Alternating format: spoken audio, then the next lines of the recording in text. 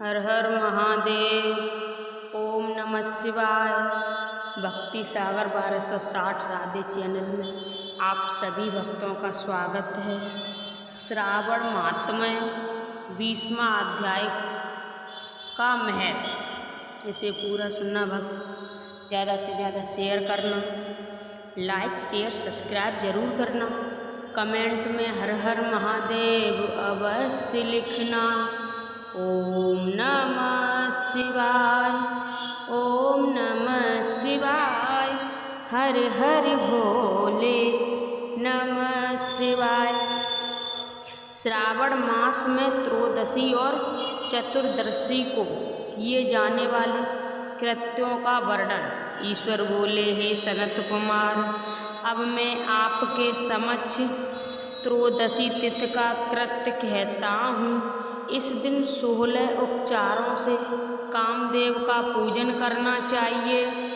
अशोक मालती पुष्प, देवताओं को प्रिय कमल, कौसुम्भ तथा बकुल पुष्पों और अन्य प्रकार के भी सुगंधित पुष्पों, रत्न, अक्षत्र, पीले चंदन, शुभ सुगंधित दिव्यों तथा पुष्टि प्रदान करने वाले तथा तेज की वृद्धि करने वाले अन्य पदार्थों से पूजन करना चाहिए।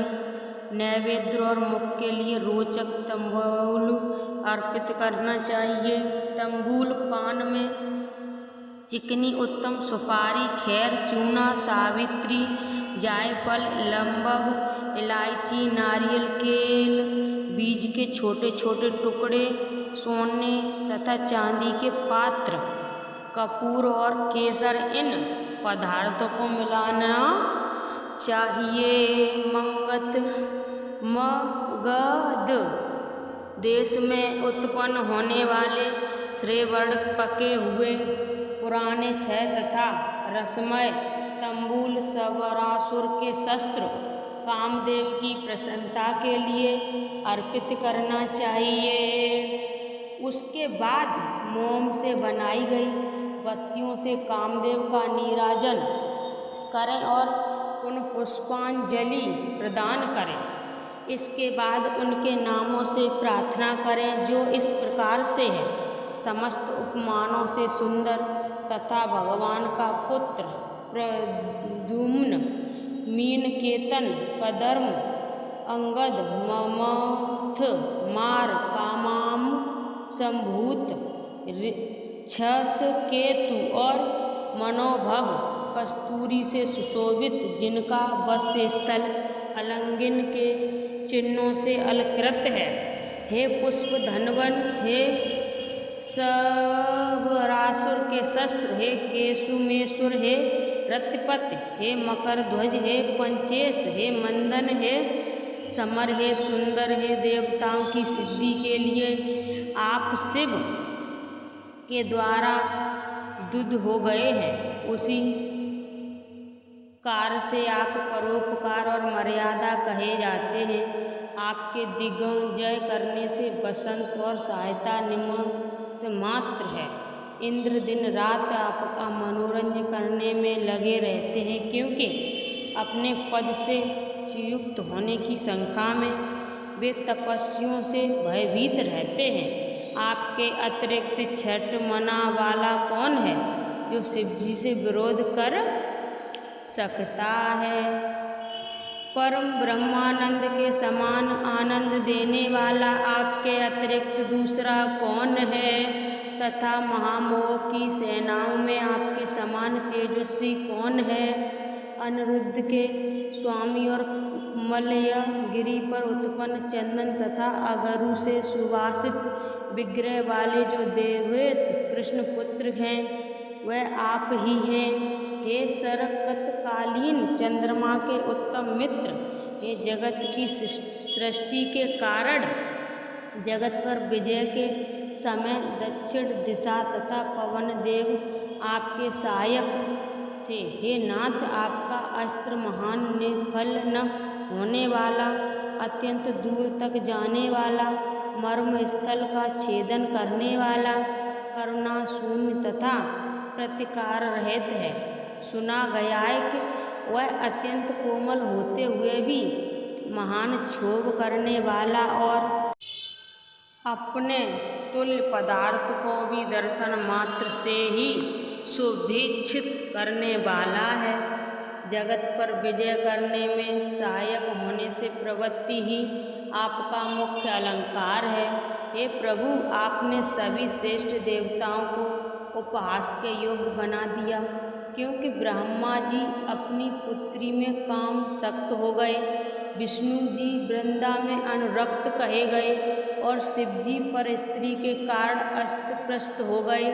हे मानद, ये वर्णन मैंने मुख्य रूप से किया है, अधिक कहने से क्या लाभ। इस लोक में अपने वश में रहने वाले ब्राह्मण बिरले हैं, अतः हे भगवान, इसकी गई पूजा से आप संपन्न हो।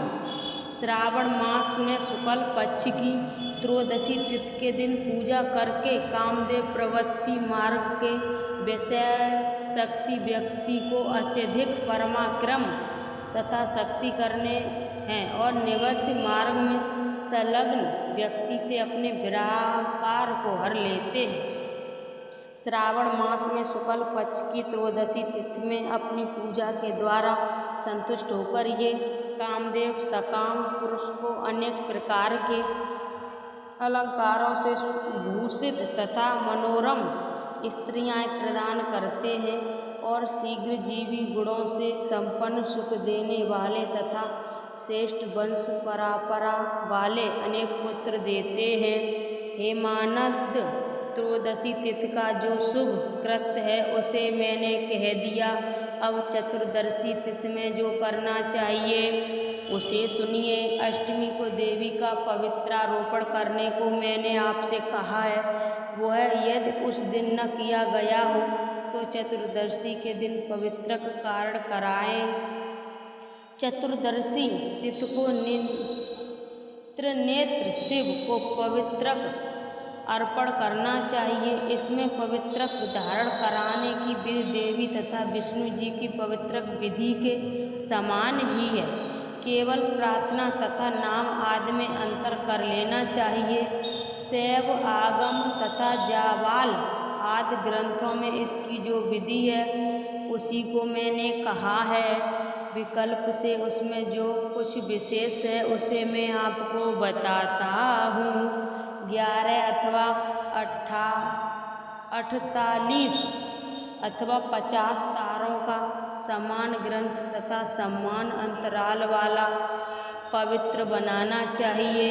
पवित्रक 12 अंगुल प्रमाण के, 8 चंगुल प्रमाण के, 4 अंगुल प्रमाण के अथवा पूजित शिवलिंग के विस्तार से प्रभाव वाले बनाकर शिव जी को प्रसन्नता के लिए अर्पण कर देने चाहिए।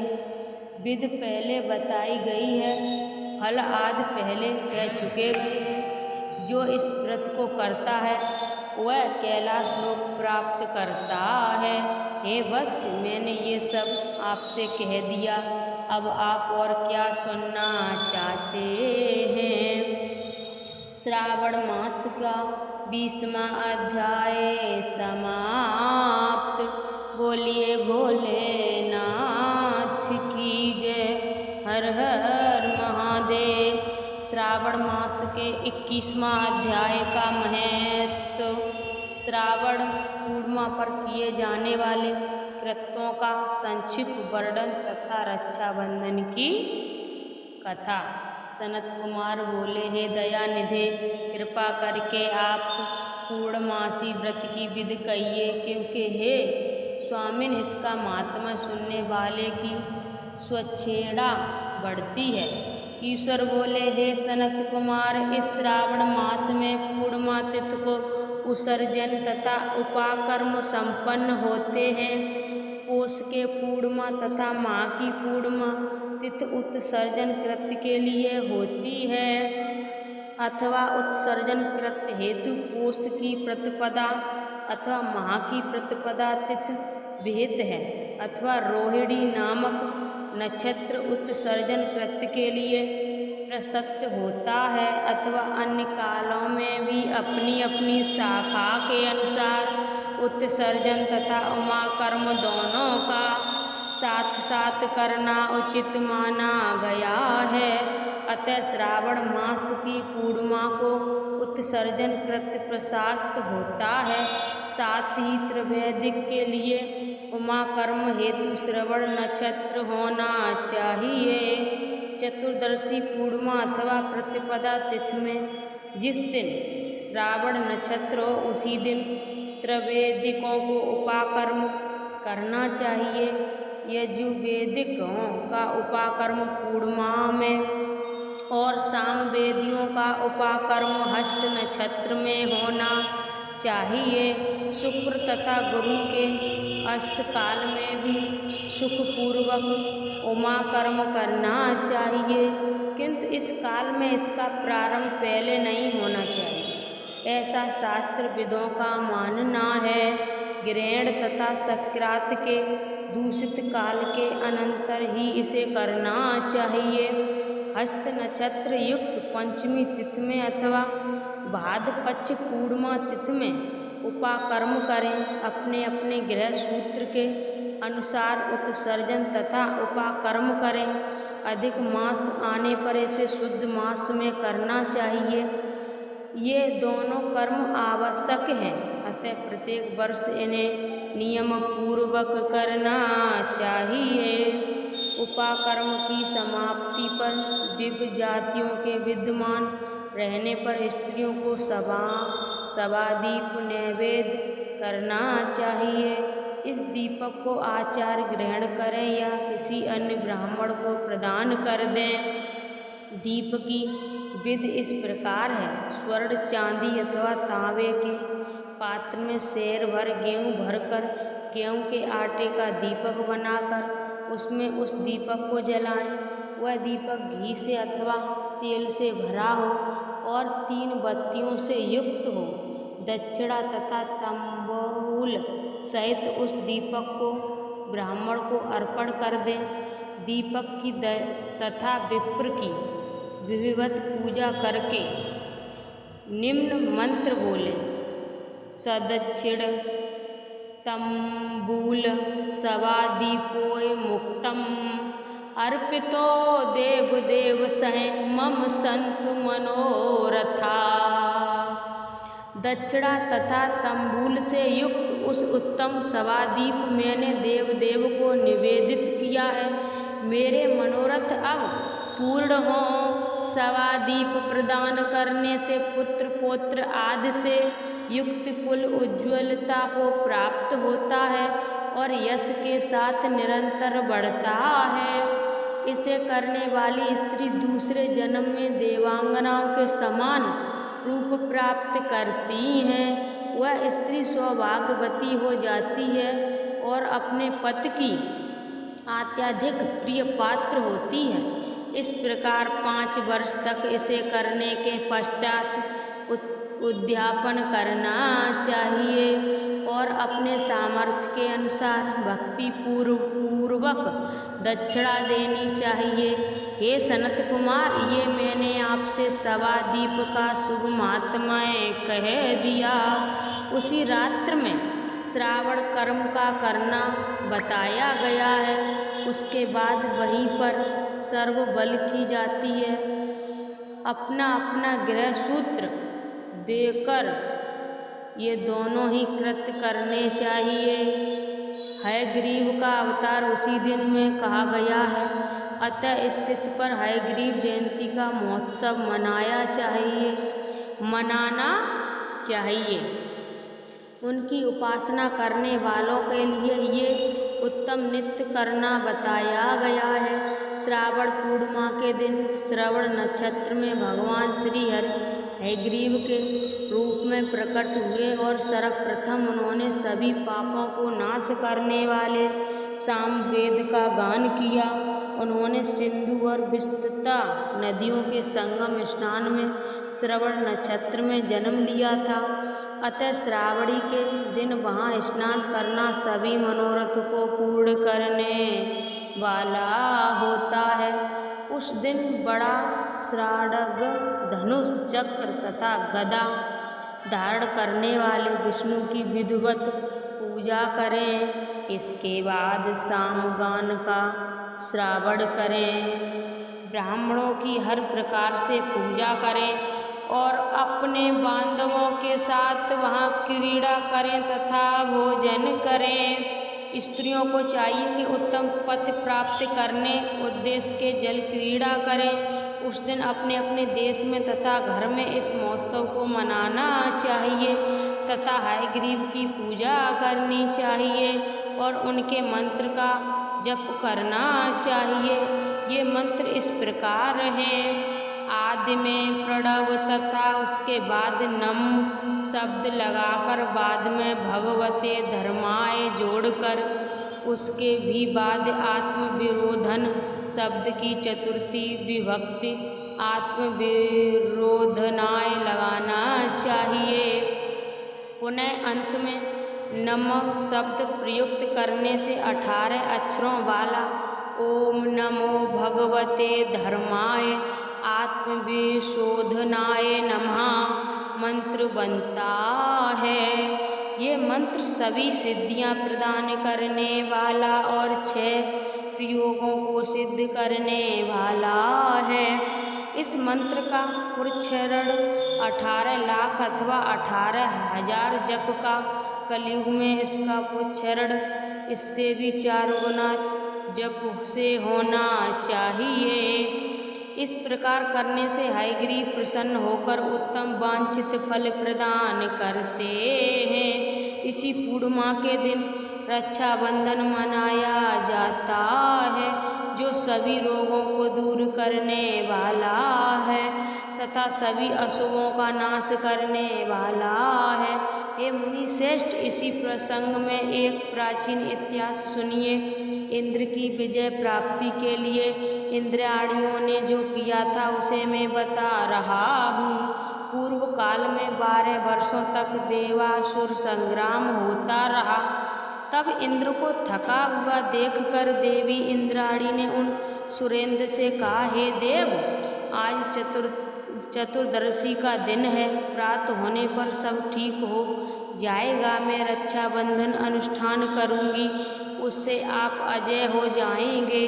और तब ऐसा कहकर इंद्राणी ने पूर्णमासी के दिन मंगल कार्य संपन्न करके इंद्र के दाहिने हाथ में आनंददायक रक्षा बांध दी। उसके बाद ब्राह्मण के द्वारा स्वस्त्ययन किए गए तथा रक्षाबंधन से युक्त इंद्र ने दानव सेना पर आक्रमण किया और क्षण भर में उसे जीत लिया। इस प्रकार विजयी होकर इंद्र तीनों लोकों में पुनः प्रतापवान हो गए। हे मुनीश्वर, मैंने आपसे रक्षाबंधन के इस प्रभाव का वर्णन कर दिया जो कि विजय प्रदान करने वाला, सुख देने वाला और पुत्र, आरोग्य तथा धन प्रदान करने वाला है। सनत कुमार बोले, हे देव श्रेष्ठ, ये रक्षाबंधन किस विधि से, किस तिथि से तथा कब किया जाता है? हे देव, कृपा करके इसे बताइए। हे भगवान, जैसे जैसे आप अद्भुत बातें बताते जा रहे हैं वैसे वैसे अनेक अर्थों से युक्त कथाओं को सुनते हुए मेरी तृप्ति नहीं हो रही है। ईश्वर बोले, बुद्धिमान मनुष्य को चाहिए कि श्रावण का महीना आने पर पूर्णिमा तिथि को सूर्योदय से के समय ऋतु स्मृति के विधान से स्नान करें। इसके बाद संध्या जप आदि करके देवता, ऋषियों तथा पितरों का तर्पण करने के बाद सुवर्णमय पात्र में बनाई गई सुवर्ण सूत्रों से बंधी हुई मुक्ता आदि से विभूषित विचित्र तथा स्वच्छ रेशमी तंतुओं से निर्मित विचित्र ग्रंथियों से सुशोभित पदगुच्छों से अलंकृत और सर्प तथा अक्षतों से गर्भित एक अत्यंत मनोहर रक्षा अथवा राखी बनाएं। इसके बाद कलश स्थापन करके उसके ऊपर कूड़ पात्र रखें और पुनः उस पर रक्षा को स्थापित कर दें। उसके बाद रंभ्य आसन पर बैठकर सहजनों के साथ वारांगनाओं के नित्य गान आदि तथा क्रीड़ा मंगल कृत्य में संलग्न रहें। इसके बाद ये मंत्र पढ़कर पुरोहित रक्षाबंधन करें। येन विद्धो बलि राजा दानवेंदो महाबल तेन शुभामन बद्ध नाम रक्षे माँ चले माँ चल। जिस बंधन से महान बल से संपन्न दानवों के पत राजा बल बांधे गए थे, उसी से मैं आपको बांधता हूँ। हे रक्षे, चलायमान मत हो। ब्राह्मणों, क्षत्रियों, वैश्यों, शूद्रों तथा अन्य मनुष्यों को चाहिए कि रत्न पूर्वक ब्राह्मणों की पूजा करके रक्षाबंधन करें। जो इस विधि से रक्षाबंधन करता है वह सभी दोषों से रहित होकर वर्ष पर्यंत सुखी रहता है। विधान को जानने वाला जो मनुष्य शुद्ध श्रावण मास में इस रक्षाबंधन अनुष्ठान को करता है वह पुत्रों तथा सहजनों के सहित एक वर्ष भर अत्यंत सुख से रहता है। उत्तम व्रत करने वाले को चाहिए कि भद्रा में रक्षाबंधन न करें, क्योंकि भद्रा में बांधी गई रक्षा विपरीत फल देने वाली होती है। श्रावण मास के 21वां अध्याय समाप्त। आप सभी भक्तों को मैंने श्रावण मास के 20वां अध्याय और 21वां अध्याय सुनाया। उसमें मैंने मंत्र बोले हैं, उसमें मैंने कुछ गलती और कुछ गलत शब्द बोले हैं, तो आप सभी भक्त मुझे माफ़ करना। इस वीडियो को ज़्यादा से ज़्यादा लाइक करना। लाइक, शेयर, सब्सक्राइब और कमेंट में हर हर महादेव जरूर लिखना। आप सभी भक्तों की हर मनोकामना भोले बाबा अवश्य पूरी करेंगे। ओम नमः शिवाय, ओम नमः शिवाय, हर हर बोल।